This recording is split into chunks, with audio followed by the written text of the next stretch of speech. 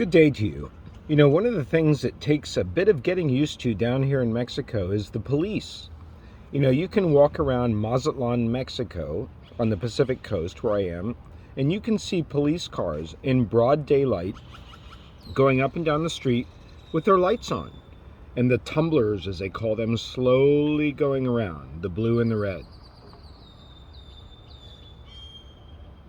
That takes getting used to, because when we see that in the U.S., we think, oh, wow, there's a problem, right? That's not why it's happening in Mexico. In Mexico, it's to let you know there's a police presence. And after all, why not? If you have a problem, why shouldn't you immediately know where the police are, as opposed to having to run around the corner and see if there's a police car there? So it kind of makes sense. And it points out why this whole issue of the law is widely interpreted differently. It's how the law, supposedly something that can be so certain, can be seen differently. In this case, seeing the presence of law in the community. And it opens up our class today because we're taking on chapter 14, which is media law. We're taking on media law. And you don't need me to tell you that the kinds of things that you can say in person are not the kinds of things that you can say on radio or TV, right? You can be in a Walmart and you can see a long line and a customer is really frustrated and they go, when the fuck is this going to move? You hear that kind of language all the time, but you know that you cannot do that in a broadcast setting. You know that you cannot broadcast that word on TV or radio, right? So let's talk about why that is today. We're going to take on media law. We're going to start with the core of all media law, which is the First Amendment. The First Amendment, right? It's not just First Amendment, it's the very first of all the amendments, which is to say that we wrote the Constitution to establish our country, and then right away we said, wait a minute, it's missing a big thing. The first thing it's missing is the right to free expression, the right to free speech, as we interpret it. That's what the First Amendment is all about. It's at the core of all media law. And in fact, the First Amendment says that Congress shall make no law respecting an establishment of religion, or prohibiting the free exercise thereof, or abridging the freedom of speech, or of the press. That's all about maintaining free expression. But at the same time, the Supreme Court, the highest court in our land, which we're going to be talking about quite a bit today, has ruled that the First Amendment is not absolute. You know that term, absolute? It means that the First Amendment does not apply in all cases. For example, it is actually illegal to yell fire in a crowded movie theater because of the harm that can come to people who would maybe stampede to get to the exit. So free speech, it is said, is not actually absolute. It does not apply in every circumstance. It's relative. The First Amendment is relative, especially when you talk about broadcasting, because there is just a list of words that you cannot say in broadcasting. We're going to talk about that when we get to obscenity law later on in the class today. So we're talking about media law. We're taking on the First Amendment as the core of media law. And now we're going to move to the roots of American free speech. We're going to trace the history, just like we've done for other classes. We're going to look this time not at technology, but we're going to look at the roots of free speech. So just as a reminder, newspapers in the colonies, they couldn't just start themselves up and start printing criticisms of the king. No, newspapers had to receive a license from the British Crown in order to publish. And so that didn't sit that well with certain upstart publishers here in the United States, one of which was John Zenger. John Zenger, Zenger. Get ready for a lot of court cases in this instructor video today. John Zenger and his wife, Anna Zenger, they were independent editors and printers in New England. And one of their publications accused the New York governor, his name was William Cosby, they accused the New York governor of replacing Supreme Court justices at the New York state level. You can have state Supreme Court justices. He accused the governor of replacing Supreme Court justices just because he didn't like them. So what happened was the governor threw Zenger in jail. He put him in jail.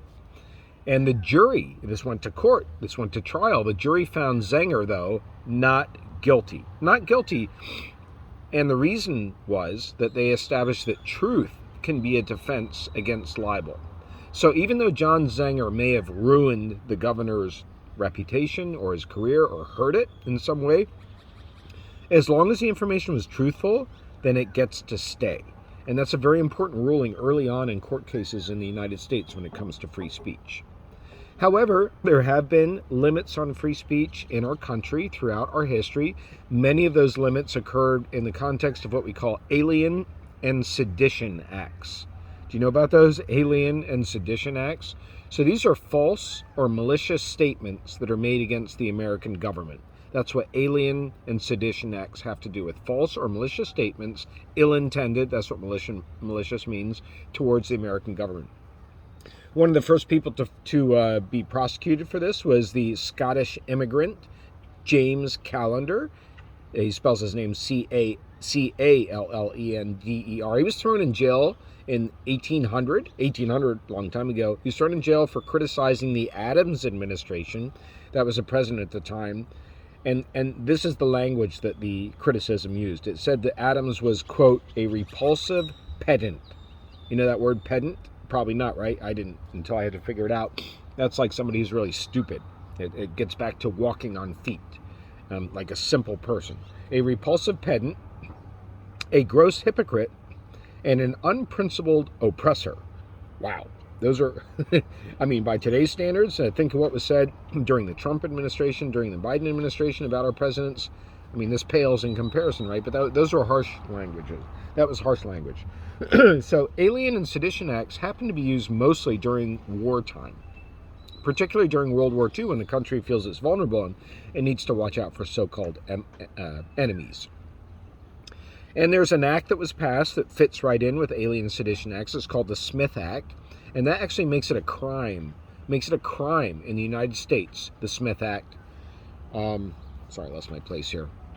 The Smith Act makes it a crime to advocate the violent throw of government. And that's what we're considering right now about the insurrection hearings for January 6th. Did anybody advocate the violent overthrow of government? Right after 9/11, the United States passed the Patriot Act. And the Patriot Act made it possible for the government to issue warrants to people, and people who received warrants were not allowed to even mention that they received those warrants. So these are all laws that have to do with trying to protect a country, in this case the United States, against any kind of internal or external threat, and that's the justification for them. Now let's move to talking about the protection of individuals. What are the protections of individuals when it comes to media coverage? The first law that we're going to consider is called libel, the libel law, Libel. And what libel is all about is media content that hurts a person's reputation. So you cause them to lose their income because they get fired, or you hamper their ability to apply for promotion, or they are thought less of at work and they're ridiculed and that person has to go through psychological counseling. This is what you prove in a libel case. And specifically, you have to prove three things in your route to getting to that information. So first, you have to prove defamation. Defamation is establishing that somebody's reputation was actually harmed, that it was harmed. It's not just that you called somebody a name in your radio talk show, it's that afterwards their reputation is harmed in ways that I just mentioned, like their salary is cut or they cannot get a promotion. Secondly, there has to be identification. Identification means that a specific person has to be identified. You cannot have a TV newscast as a reporter and go on as a reporter and say that doctors are drunks and have there be a libel suit. You could say that, but it does not meet the criterion of identification for a person to bring a libel suit because no doctor in specific was mentioned. So identification means you have to mention a specific person.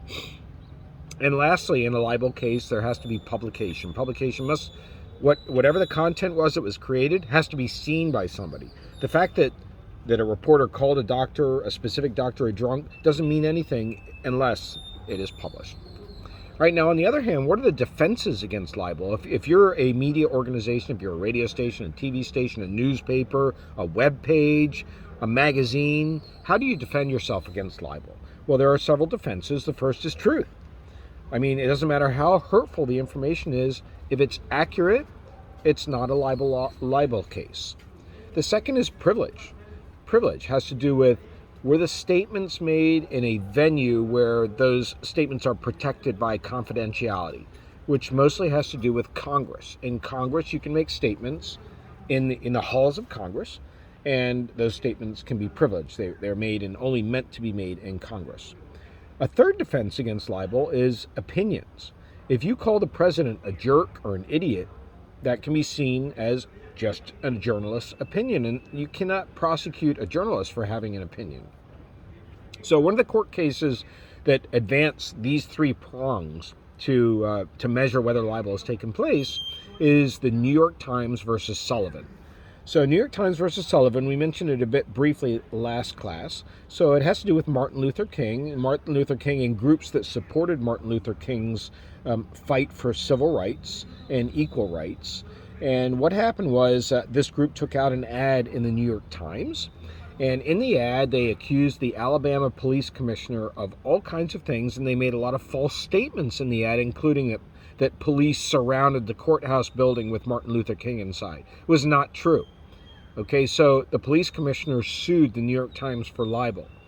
And the libel case made its way to the Supreme Court, highest court in the land, and the Supreme Court ruled that initially the Alabama Supreme Court, the Alabama court system's Supreme Court heard the case first and ruled in favor of the police commissioner, but the Supreme Court reversed the decision and said that you can actually have false statements in the media as long as the intention was there to get it right.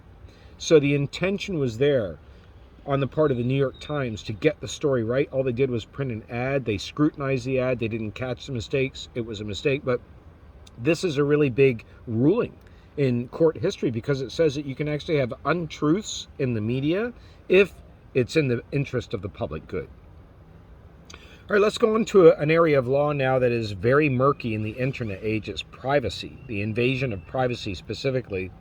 And if I were to ask you, how much money do you have in the bank? Or what's something stupid that you said when you're drunk? Or are you on any psychiatric medications right now? You right away would say that's private information, right? You would say, I'm not going to divulge that unless I choose to divulge that. Well, those are the kinds of bits of information that it's very murky in today's day and age with social media, especially where people voluntarily give up private information. They say where they are, they say what they're eating, they say who they're in a relationship, they say who they're in a relationship with, they say whether they're interested in men or women. All of this is revealed in social media. Excuse me. And so the old laws, so to speak, that cover privacy are still being fleshed out in modern cases. So let's talk about what we do know about privacy. First of all, privacy is covered by the First Amendment. So the First Amendment does guarantee people the right not to have to release a membership list. So even if you're a member of the KKK, you don't have to release that because the First Amendment gives you that protection. So there's some privacy rights right there. Then also we have the Fourth and the 14th Amendments. Those both also enhance privacy protections. The Fourth Amendment limits searches and seizures. And I saw just this week, I believe it was the Pennsylvania Supreme Court ruled that you cannot search a vehicle just based on the smell of marijuana. So the law is changing all the time. That used to be probable cause. It no longer is in Pennsylvania law. It has to do with the Fourth Amendment. The 14th Amendment limits the disclosure of personal information. So both of those amendments come to play in trying to protect privacy. Various court cases, though, have advanced through the system and have come up with really 4 areas where you can have a right to privacy issue and bring it to the court system. So one is intrusion. That's where you trespass. You go into a person's private space. One of the most interesting stories in media history that I recall that has to do with this is Frank, famous football anchor, and he was married to a TV anchor. Frank, can't remember his name right now, but he was caught in a hotel room by a photographer who had a telephoto lens with another woman. And the other woman was an affair that he was having a relationship with, and it's because the photographer was standing on public property and used a telephoto lens to capture that. And today the capabilities of zooming in through cell phones and even monitoring people through webcams is unheralded. So intrusion is an area of law that continues to be an area that's in fluctuation here. A second area of law is embarrassment. You cannot just embarrass a person because they're naked, or because they fell down steps, or because they were drunk, or because they wore a shirt that didn't fit right. Now, you may say, oh, that happens all the time with celebrities, and you would be right. But when it comes to the common citizen, that's known as embarrassment. It's a violation of privacy. Next up is false light. False light is where you portray a person in a false way. Let's say that you're a television reporter and there's a bust of a crack house in East Stroudsburg. And so you go to cover this crack house story, and while you're doing that, a student is walking past, coming back from class with their backpack, and you capture them on camera. You have to be very careful that you're not implying that the student is in any way, shape, or form associated with the crack house. That's what false light is about. And then finally we have misappropriation. Misappropriation is where you use a person's image to make money without their consent. So just because you're a golf store does not mean you can put a cardboard cutout of Tiger Woods in front of your store to get people to come in unless you have Tiger Woods' permission.